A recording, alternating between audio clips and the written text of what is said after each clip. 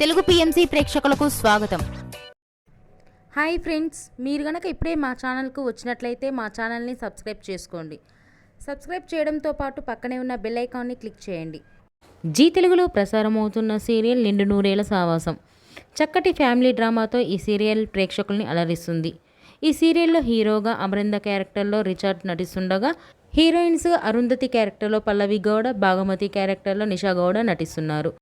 తాజాగా అమర్ తన లేటెస్ట్ ఫొటోస్ని అభిమానులతో పంచుకున్నాడు. ఆ ఫొటోస్ని మనం కూడా చూసేద్దాం.